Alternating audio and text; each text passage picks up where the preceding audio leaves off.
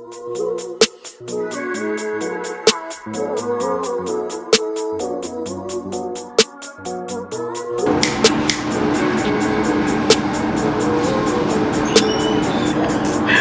Cristo. Yeah. This is a Monte Cristo.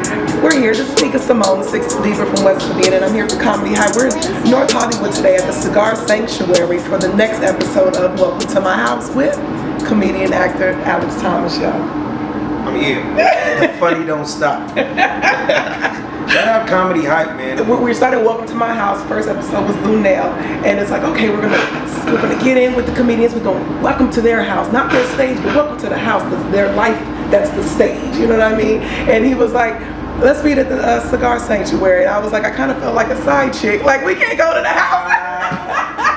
That is funny. No, right now they're doing reconstruction on my house. Okay. So that's why I'm here all the time. Like when I want to get away from my wife, my daughter, so I can just write for like 2 hours or something. I'll come smoke a cigar. Because if I'm at home, I'm changing diapers, I'm doing chores, and all that kind of stuff. You know what I mean? So it's great networking. You know what I mean? Okay. That's some real huge, prestigious people that will show up in these small spots just to kind of, kick back. That's one of the things I like about you and comedy, like you, a Deanna Cole, a Bill Bellamy, like even Dave Chappelle, y'all bring like a gentleman quality to comedy. And I don't know if that's because now, obviously, y'all are gentlemen, you're grown folks. Exactly. But you hit it on the nose. You know what it is?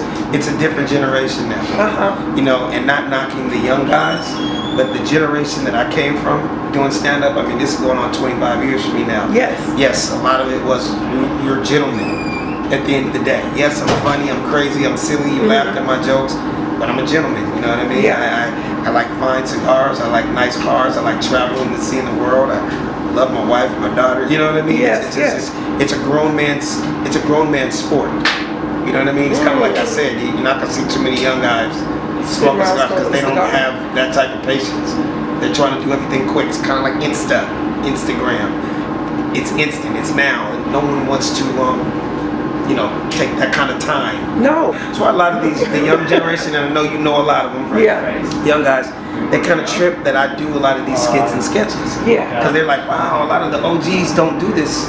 You know what I mean? Right. And it's almost like it's a saying I have. It's called, you can either get with the times or you can get left behind. I'm one of those OGs that embraced social media. Because I realized, yes, I have 15, 20 movies under my belt. I've done, because all these young guys, their whole goal is to finally do a movie one day. True. Is to do TV. That's still the goal. That's still the goal. My thing is, I'm coming from doing TV and movies, but hey, it's a new tool. It's a new tool. That is what it is. Like, why would I not embrace that new tool? Like my hashtag says, the funny don't stop. It ain't ever gonna stop. So when I think of something funny, and I can shoot it real quick and get a couple 100,000 views, and that just lets people know, man, that dude, Alex Thomas, is still one of the funniest dudes out there. And that's in the meantime and in between time. Between movies. And they're fun. Yeah, in between TV shows, in between when I'm on the road. I mean, I still do 50, 60 cities a year doing stand-up. You're always moving. Yeah. I have a brand new, cartoon series and all kind of, but still, when something funny happens, oh man, I'm gonna tape it. I'm gonna upload that, baby. People need to see this. But how was the transition to doing it? What made you think, okay, look, let me start doing some IG videos with these dudes? Because I realized, I was like, wow, and I'm just being real with you. Some of these guys are not funny. Okay. I call them Insta comics. Yeah. Okay, don't get me wrong, it's a lane for it. I get that. It's almost like knocking, Soldier Boys or Little Yachty or the ASAP Rocky or some of these. No, I'm not one of those OGs that knock them or kill them. I'm like, no, there's a lane for that new type of shit. Even though it's 1 minute and the kid made you laugh for 60 seconds, it's still comedy, but there's a difference between calling yourself a comedian, right? Okay. So I looked at it like, well, why not do this if they see my acting skills? But remember, I also followed that up with a hell of a 1 hour act when you come see me, because it couldn't do anything but help me sell tickets. Right. So, actor, comedian. But what's interesting that I found out about you is that you actually started your career dancing on social media. Best Western next time. You really Googled the nigga, didn't you? I have to. But you fell off your bike when you were 4? You took it back to damn near 2 weeks old. Yes, I was a straight hip-hop dancer. Long story short, I was a dancer on Soul Train from like 15 to 20. And then that's where I met Rosie Perez. I'm trying to give you the long story short. So Rosie Perez and I were best friends. I always love, not to cut you off, but remember, because it's still relevant today. Speaking of social media, that when she was doing the line and she was doing that. Absolutely. Yeah. Absolutely. And she was famous at that time. And what's crazy is her and I became best friends. So basically, long story short, she left Soul Train in 1990. She got her first acting gig, and that was Do the Right Thing. Wow. With Spike Lee. And so she got an acting role. She met this young guy. He was a comedian. It was his first big acting gig, Martin Lawrence. So she would tell Martin about her little homie back home. This kid named Alex Thomas. We've been trying to get him on stage. He's so funny, Martin. What do I do? What do I do? How do I make him get on stage? Because they were always saying, you need to get on stage. You need to get on stage. But I never thought about it. I was just doing silly. I'm just silly. I could dance, but I always had everybody laughing at Soul Train, right? And Martin had just did his first little 30-minute special or whatever. He gave her a tape. Brought it back home when she finished Do the Right Thing, and we watched it in her living room at like a pool party that she had at the crib. She's like, this is what you need to be doing. I told my boy about you. I told him you're real funny. I'm like, he wants to see you. I'm like, I have never been on stage yet. What are you talking about? Long story short, she came back and she got the job as the choreographer for In Living Color. Because right when she got back from doing Do the Right Thing, her career was just going like this. The new show came out called In Living Color. If you don't know it, Google it. The story that she became the choreographer for the Fly Girls, and I became her assistant. Because I was like, I didn't know what I was gonna do. I'm like, am I gonna go to college or am I gonna get a job? I don't know what I was gonna do. So why don't you become my assistant? Became her assistant, and that's where I met Damon and Keenan Ivory Wayans, and they were like, dude, this dude is hysterical. Like, you ever thought about doing stand-up? I'm like, no. I was like, do comedians get paid? And they were like, look at us. I read somewhere that you said that was one of your first paid gigs. That was my first real check. So I told you I started doing stand-up. 91, and then I became a writer on the Fresh Prince of Bel-Air in 92, 93. I'd only been doing comedy 6 months, 8 months maybe, and I was an amateur. I sat in a 16-hour line on a Tuesday at the Laugh Factory on Sunset in a lawn chair. I had $11 in my pocket. I caught the bus that night to get to the Laugh Factory. Did my little 3 minutes, got off stage. Will Smith was sitting in the front row, like as close as you and me are. Got off stage. Just happened to be sitting in the front row. In the front row, he's like, yo man, you're really funny man. My name is. I was like, nigga, I'm on an amateur night. Amateur night. No, but he was there. I went on last. For the amateurs. Amateurs started at 8. I went on like 9. So he was coming for the regular show. He wasn't there for the amateurs. Wow. He was just in there that day. Right place, right time. Yeah, got off stage and he was like, yo, you're really funny, man. My name, I'm like, I know who you are. He goes, yeah, man. He goes, I got this brand new TV show. And I'm like, yeah, I watch it every week, The Fresh Prince of Bel-Air. It had only been on a year at that time. He goes, do you write? I was like, nigga, do you have a pen? He's like, when do you think you come down? I'm like, nigga, now? Right. Can I get a ride with you? Matter of fact. He said, do you think you can come down tomorrow? I was like, hold on, let me check my schedule. Yes, I'm available. The rest was history. I was there the next day. I work with a lot of at-risk youth. I have a nonprofit called Stand Up in the Halls. So I just put on comedy shows in the jails for the minors to encourage them through comedy. We have some motivational speakers too, but I feel like you gotta laugh, break down that wall, then we can talk about where we came from. Well, you know, that's one of my hashtags. Laughter is healing. And that came from just so many times of doing stand-up. I have so many stories over the years. People came up to me after my shows and was like, yo, man, we just buried my mom 2 days ago. Or my uncle just died, man. There was no reason to laugh. We came to this comedy show tonight, and there was tears the entire time of laughter. Thank you. Thank you, brother. You don't know us from a can of paint, but you made me forget about that pain for an hour or so, and that made me feel great. I'm like, maybe that's why God put me on this planet. I'm not a doctor, but I guess in a way I am. It's therapy. Yeah. You know what I mean? It's like you have your back is hurting, you go to a masseuse. You know, you have a cold, you go take some medicine. This, that, like, you might be sad and down and depressed and upset. But if you can laugh and forget about it, we don't realize sometimes as comics our calling, you know, what we do. It's healing, definitely. Off the subject and on the subject, you just brought something else up. Comedy in prisons and jails. I tell you, I got crazy stories. You've opened up for so many people. Like one of which I think was Bill Cosby. Like you and working with Bill Cosby. How'd you know that? That was one time.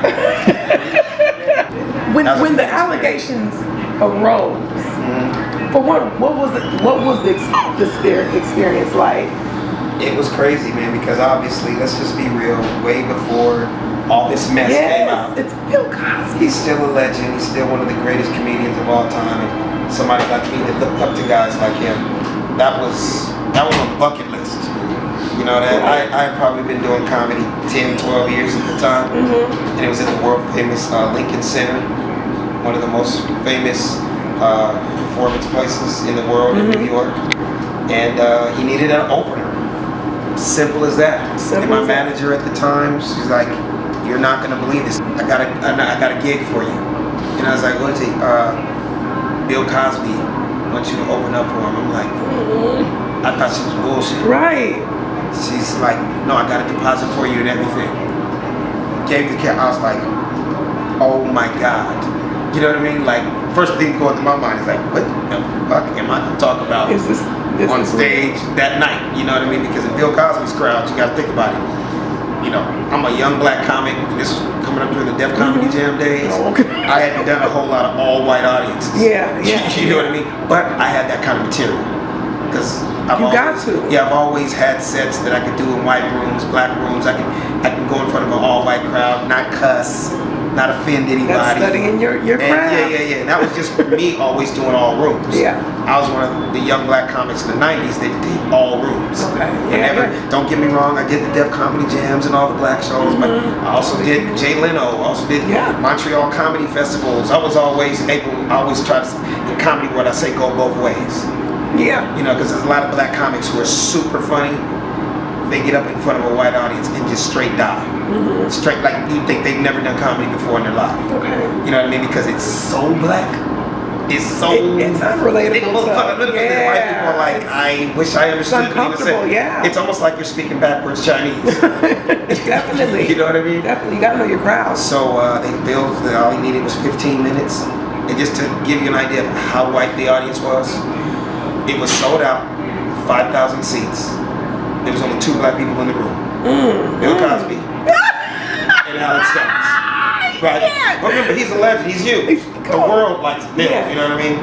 And the youngest person in the room was 45. Okay. So that's extra stakes for my young type humor work in this room. Long story short, I went out there 15 minutes and destroyed that place. When I tell you, it felt like if I was a baseball player, this is like playing in Yankee Stadium. This is like going to the championship. It's like being in the Super Bowl. You know what I mean? Yeah. Like it felt at that time like it couldn't get any higher than this. You know what I mean? So it was just a great experience. And getting to meet Bill and hang out with him backstage. I've never met him again after that. But you know what I mean? It was, you know, his TV show was done by that time. You know, if it was still on, I probably would, hey man, let me get on your show. You know what I mean? Yeah. But he actually knew who I was because he liked Jamie Foxx. And he watched the Jamie Foxx show. And the first thing he said, like, I'm thinking this dude never cusses. Because remember, this is my first time ever meeting Bill Cosby. So I'm thinking from watching the Cosby show all these years and Jello Pudding guy. Of course. I didn't even think he cussed. Bill's my grandpa. There you go. The first thing he said to me right when I got backstage, "Oh, you a little funny nigga from the Jamie Foxx show." I was like, I almost wanted to cry. Oh my God. Because it just showed me that even at the highest level, he watches TV too. But you never know, it's little things like that. Me having a small role, but on the Jamie Foxx show all those years, you never know who's watching. You never know who's watching. Should we separate between the body of work and that person's actions as consumers? You really shouldn't. Like, it's almost like, just on the subject, but off the subject, OJ. And it's just so sad because I knew that man. I used to play golf with him every Monday. For about a good year. I've been playing golf 17 years now. And it was once he was cleared. You know, once he got off. Yeah. You know, he was playing golf every day. We used to always play golf with him every Monday. Me, Anthony Anderson, Chris Spencer, Dwayne Martin, Boris Kojo, all of us Mondays. To go to this golf course, you would see him and his boys every Monday, right? And he loved us because we were comedians. He actually laughed at a lot of the jokes. He said, come on, that was the jokes for years. I mean, it's not a funny situation, though, that Nicole, but you know, niggas get jokes. You know what I mean? Yeah. You look at Comic View during the 90s, there were so many OJ jokes, it wasn't even funny. But I'll never forget, one of our boys, we were all brand new playing golf. Niggas didn't know all the rules of golf yet, right? So when you tee off, whenever you teeing off, is the next person is about to hit. Okay. You're all supposed to stand behind the person who's gonna hit. Have you ever watched golf? Yeah. Ever watched Tiger? Yeah. When he's on the tee box, obviously nobody's supposed to stand in front. You all stand behind. We think that club can kill you. That ball can hit you. Crack your head open. Working well together. So one of our boys, he didn't realize you ain't supposed to be standing on the tee box. We all supposed to stand behind, right? I'll never forget, his name is Jay. And he was standing right there. He was quiet on the tee box. OJ's about to hit. It was quiet. Bet it was. And Jay was standing like right in the line of fire. Like anybody can mess up and accidentally hit the ball. You can get hit. Yeah. It's like, Jay, man, what are you doing, bro? You know he be slicing. Step your ass on back here. When I tell you, niggas' knees buckled. They were crying and laughing so much. OJ never looked back. He's like, y'all niggas got jokes. You know what I mean? He hit the ball, but it was so funny. They all looked at me like, I cannot believe you just said that. Hey, step back, nigga. You know we be slicing. This was so much fun, Alex. Thanks for having me. I appreciate that. Thanks for inviting us to your second, your third. Which one? How long? Hey, you know, this is the cigar sanctuary. This is like my little sanctuary to get away, write, kick back. I have my laptop here. Just kind of get my mind right. Yeah. You know what I'm saying? So, yeah. Well, thanks for inviting us into your space. For welcome to my house. Thank you for having me. Comedy Hype, you guys. Shout out Comedy Hype. Woo! If I try to smoke that, I'll blow my chest out. I've tried it before.